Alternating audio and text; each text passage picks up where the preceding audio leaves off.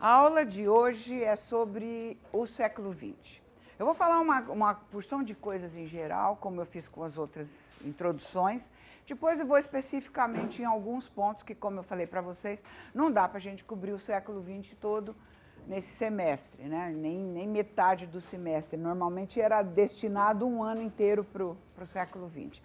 Eu acho que o século XX é da maior importância para a gente, né? Porque é primeiro que é o século em que nós nascemos, né? Então temos que conhecê-lo, temos que saber o que produziu, e realmente porque também o sentido da música, das artes em geral, mudou bastante. Eu comecei assim, né, dizendo que para alguns músicos, aquela convicção de que eram continuadores daquela grande tradição ocidental. Isso permaneceu com muitos músicos. Digamos assim, uma boa parte daquela corrente, de uma certa corrente de músicos, dos quais a gente pode destacar Sibelius, Rachmaninoff, Tchaikovsky, num certo sentido, né? E, para outros, a convicção realmente de que havia mudado de tempo, havia mudado de época, e que era uma nova coisa, entrado numa nova era uma mudança total, e que precisava de outra música. Então, aí nós vamos ver todos os movimentos de vanguarda, aqueles que trouxeram inovações grandes para as artes e que acabou também, inovações que acabaram influenciando também a atividade musical e a produção musical, né? Dois nomes aí só para lembrar, por exemplo, Stravinsky, Varese, né?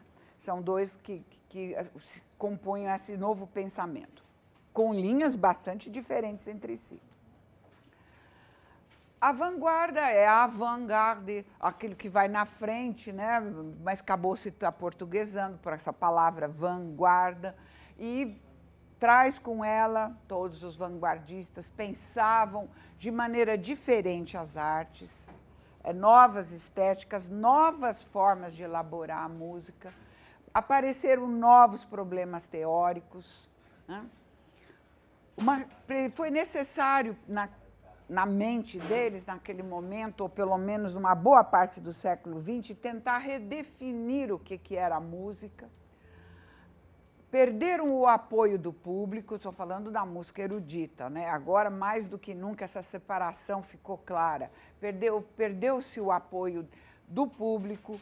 Quem que vai sustentar, portanto, o músico? Aquela dimensão da atividade que tinha sido criada lá mais firmemente, a final do século XVIII, começo do século XIX, do músico autônomo, que vai trabalhar e que vai se sustentar com a sua própria música, vendendo a sua música, que não dá mais certo, não acontece mais. Então, muito daquela tradição que tinha se firmado no século XIX cai por terra. O que o músico tem que fazer? Agora, não tem apoio mais do público, não consegue ter essa dimensão que era costumeira, eles têm que se voltar para alguma outra coisa. E foi aí que as universidades passaram a contratar músicos, principalmente, no caso, na Europa e nos Estados Unidos. No nosso caso do Brasil, é bem mais tardiamente, né? Aqui após 1950, que eu estou mencionando, e as fundações artísticas comuns nos Estados Unidos e, em menor grau, um pouco na Europa. Esses foram os dois recantos que os músicos foram se aninhar, principalmente os compositores, porque essa relação com o público ficou bem estremecida. A vanguarda, o que ela era, principalmente? Contra o quê? A estética do século XIX. O que os primeiros modernistas, os primeiros compositores do século XX pensavam a respeito da música do século XIX?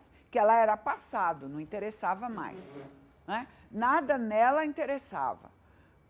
O sistema tonal não era mais a forma de se compor. Passou a ser não a forma de se compor. Só aqueles que achavam que tinham que seguir a tradição, né?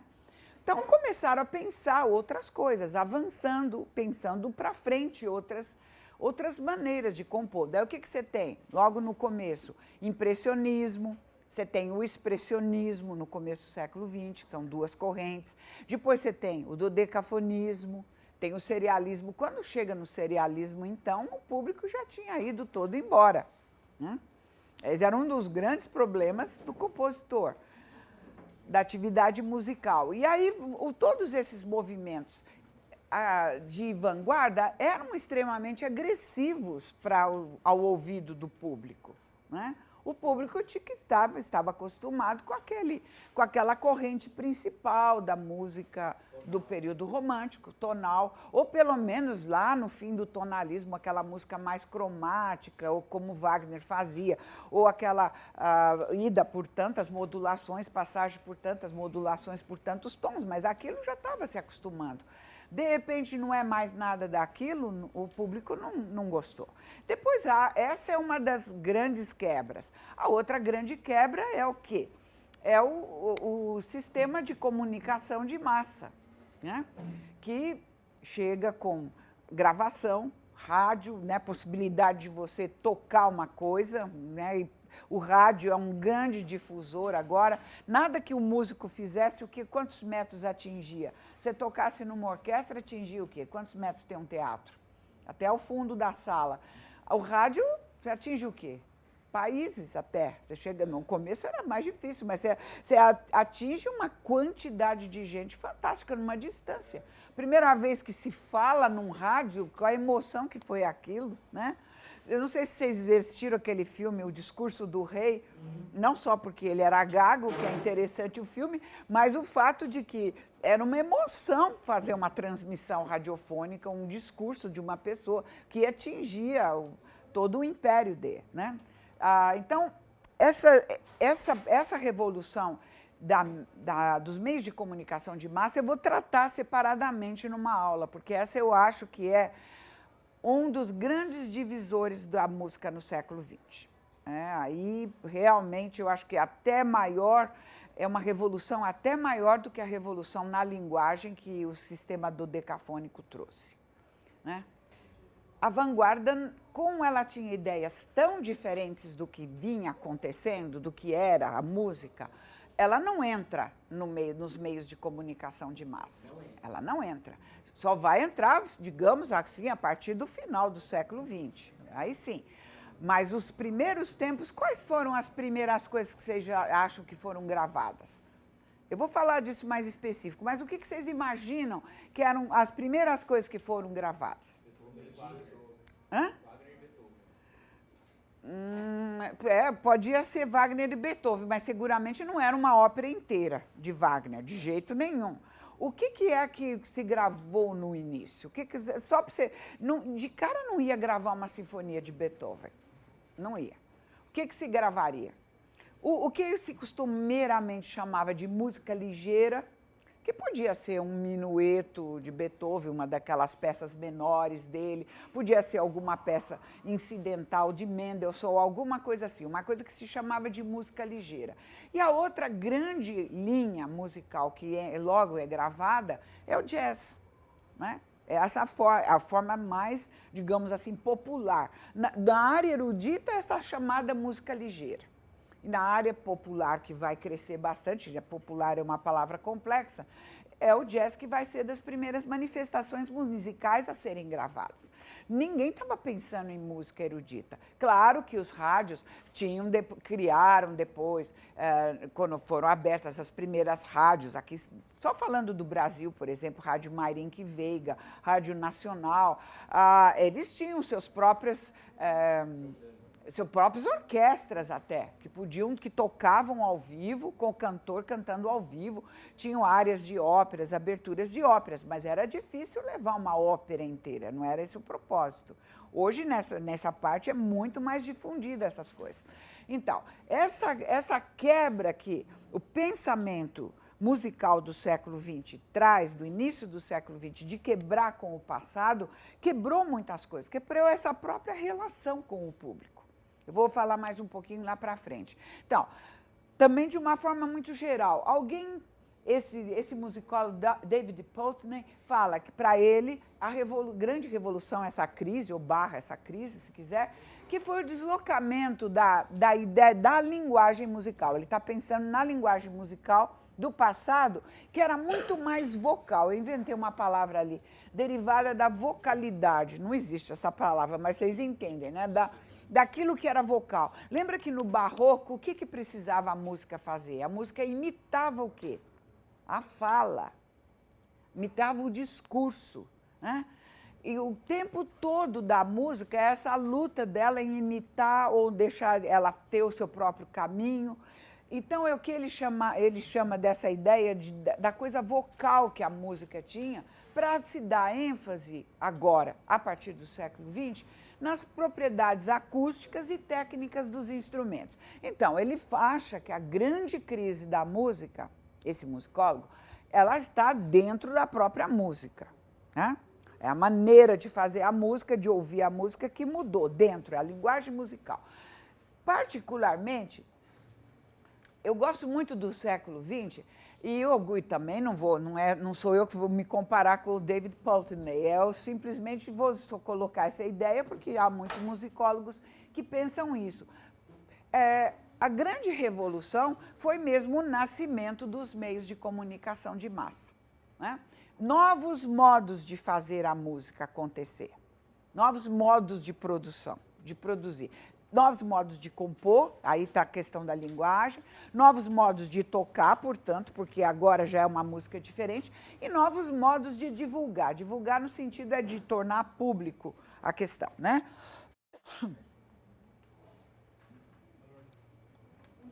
A delimitação temporal do século XX, que eu vou utilizar, é do Eric Hobsbawm, um grande historiador, todos os jornais falaram, intelectuais escreveram sobre ele, a importância que ele teve em pensar o século XX. Ele foi um grande historiador de outras épocas também da história, mas particularmente no século XX, sobre o século XX, ele deixou uma marca.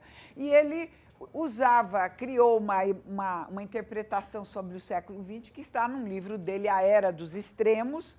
Não vou dizer que é um livro fácil de ler, mas você pode levar o resto da sua vida lendo aí, tá? Tem importância, porque pelo menos você vai conhecer o século que você nasceu, né? Bom, segundo ele, não, porque vocês devem ter todos nascidos depois de 90, né? Mas segundo a versão que está na carteira de identidade de vocês, ainda é 1990 e poucos, ainda é século XX, na versão oficial. Aqui, numa interpretação histórica, ele diz que o século XX foi curto. Ele coloca que o início da Primeira Guerra Mundial é o início do século XX, 1914, e 1991, com a queda do Muro de Berlim e com a quebra da União Soviética, né, do modelo da União Soviética, do sistema comunista, é o fim do século XX. Então, ele coloca curto. Da mesma forma que eu falei para vocês, que eu usei também quando nós tratamos do século XIX, que ele tinha sido um longo século XIX, né? Que ele colocava quase que desde a Revolução Francesa, indo até 1914. Historiadores podem fazer isso, quando eles percebem que certos fatos se ajustam melhor, estão mais ou menos dentro de similaridades com outros, do que você não precisa seguir exatamente a marca oficial, digamos assim, né? E ele divide aí ainda, mas isso eu não vou mencionar, mas é só para vocês terem uma ideia como ele interpretou o século XX, que esse primeiro tempo é a era da catástrofe, que ele chama, entre 1914 e 46. Duas grandes guerras aconteceram nesse período, a Primeira e a Segunda Guerra Mundial, né?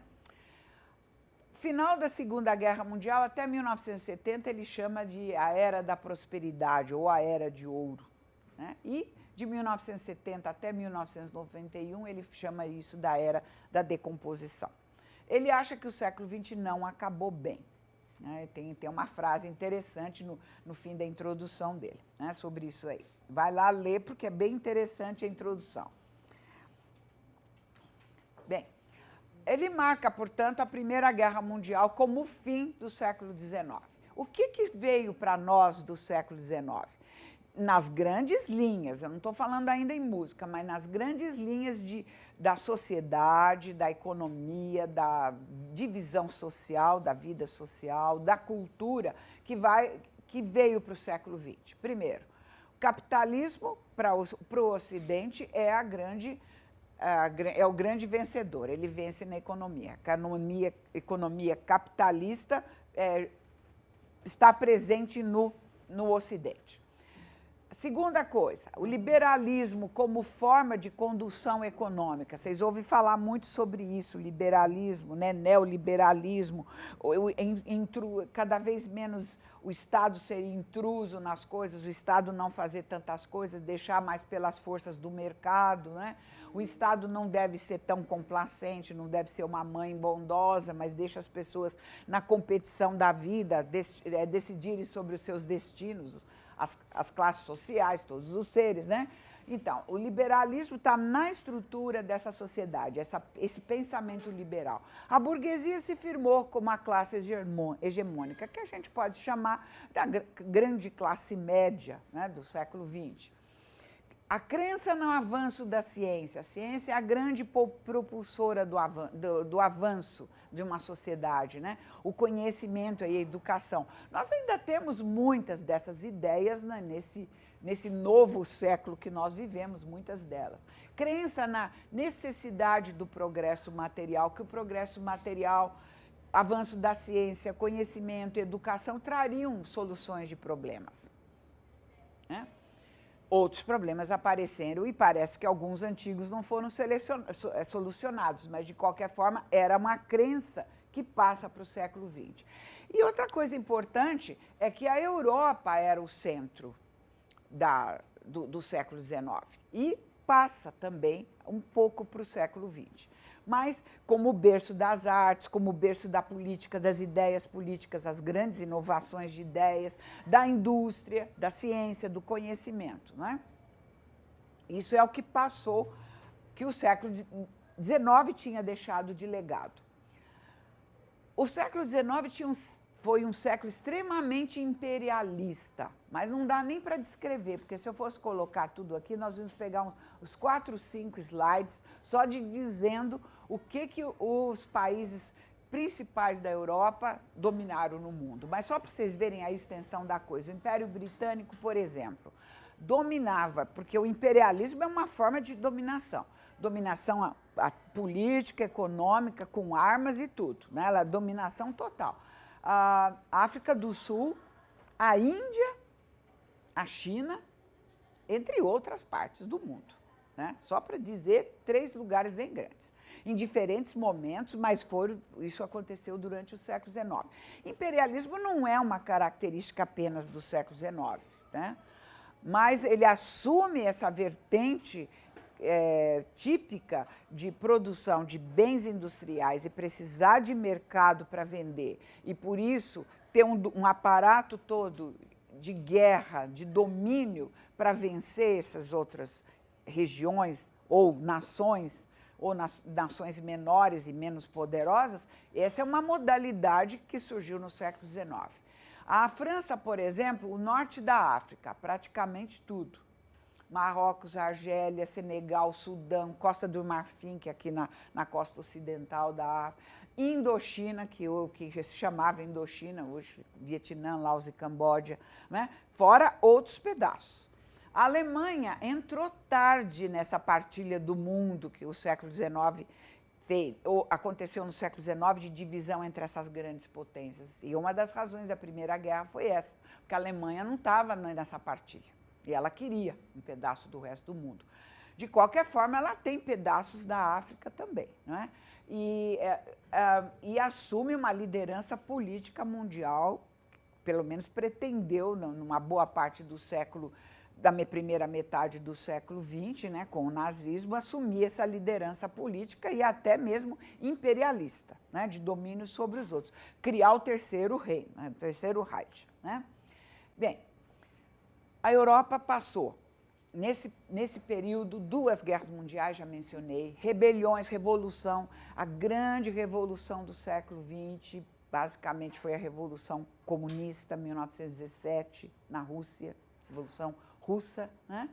Que era a noção de que era o fim de um momento histórico na Rússia, né? Para uma alternativa histórica diferente, predestinada, né, para a sociedade capitalista, que seria o fim do capitalismo, a chegada nesse reino do comunismo, né? Um fim predestinado historicamente, como se fosse o grande desenvolvimento do capitalismo, precisaria desaguar nessa outra situação. O impacto da Revolução Russa no mundo ocidental foi muito grande. E ele é até hoje ainda grande, embora a União Soviética tenha terminado, embora muita gente diz que nem se fala mais hoje em direita e esquerda, mas as pessoas ainda se situam com seu pensamento em direita e esquerda, de um certo jeito, né? Se você é muito pró coisas sociais, já olham torto, porque você provavelmente é da esquerda, né? Se você já defende um Estado menos paternalista, quer dizer, então deixe lá os menos afortunados na sua própria competição, você já é visto como um reacionário, talvez alguma coisa de direita. Essas ideias ainda não sumiram do nosso panorama, né? Mas no século XX foi extremado esse pensamento, né? E dividiu duas alternativas que eram excludentes, ou uma vencia ou a outra vencia, né? E acabava se tornando um drama moral, né? Uma questão de escolha moral mesmo, de vida, o bem versus o mal. Dependendo de onde você estava, o bem era aquele que você estava e o mal era o outro, né? Os comunistas diziam que a civilização ocidental era decadente, a burguesia era decadente, era corrompida, né? O Ocidente também havia o mal total no comunismo, para isso fizeram revoluções, guerrilhas, tantas lutas foram feitas em torno dessa polaridade que aconteceu no pensamento político e econômico do século XX, né? Por uma boa parte disso. E fomentou a Guerra Fria, né? A Guerra Fria, que foi logo, o início dela se dá logo após o final da Segunda Guerra e vai até os anos 70, 90, para alguns autores vai até os anos 90, não tinha terminado ainda. E particularmente fomentada entre Estados Unidos, que representavam para nós o bem, né, o capitalismo, e a Rússia, a União Soviética, do outro lado, o mal, né? E quando acontece a Revolução Cubana, o mal estava muito perto do bem, tá? Então, muita dificuldade. Então, essa situação, capitalismo versus comunismo, é uma situação que afetou bastante a música, né? Compositores ou instrumentistas, num certo momento, tidos como de direita, provavelmente não eram bem aceitos em certos locais que eram tidos, que se autotitulavam de esquerda, né? Escrever certo tipo de música era uma coisa do bem ou do mal. Na Rússia, na União Soviética, por exemplo, a música de Schoenberg, o do decafonismo, o serialismo, era mal, né? O que deveria se escrever na União Soviética? Uma coisa completamente diferente disso. Isso era decadência do pensamento ocidental que tinha levado à criação de uma música desse tipo, né? Eles ficavam dentro da tonalidade daquilo que a gente conhecia lá atrás, no século XIX. Do outro lado, também, quem não escrevesse nessa forma mais de vanguarda, também provavelmente era um reacionário.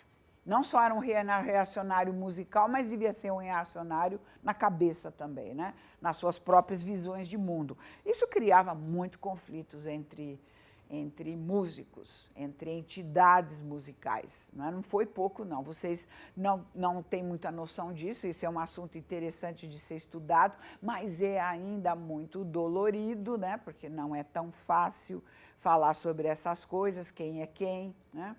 Por exemplo, na Revolução de 64 no Brasil, que era uma revolução que tentava, aconteceu por conta de acabar com o movimento comunista, né? Digamos que estivesse querendo se instaurar no país, essa coisa foi bastante complicada. E quem ficasse do lado dos militares pagou sua pena, né? Por não de modo, às vezes, até a serem completamente esquecidos do público, deixados completamente de lado, não tem nem oportunidade de emprego. Uma dessas daí, é que vocês podem assistir um filme que eu não acabei não assistindo, mas dizem que é muito bom, é aquele sobre o Wilson Simonal. Ouviram falar do Wilson Simonal? Estou falando agora da música popular. Já ouviram falar dele? Né? O Wilson Simonal era um grande cantor brasileiro de música popular e ele teve um problema de que o filme dá uma versão da história, mas a versão que corria, que ele tinha denunciado pessoas para o regime militar. E essas pessoas foram punidas, presas e punidas, e com isso ele caiu em total desgraça, acabou a carreira artística do Wilson Simonal, completamente. Né? Talvez assistir esse filme ajude vocês a elucidar um pouco da violência que representava, de um lado ou de outro da música, essa conotação que era dada para quem era de direita ou para quem era de esquerda. Né? E com músicas completamente diferentes, sendo produzidas num lado ou no outro. Bem,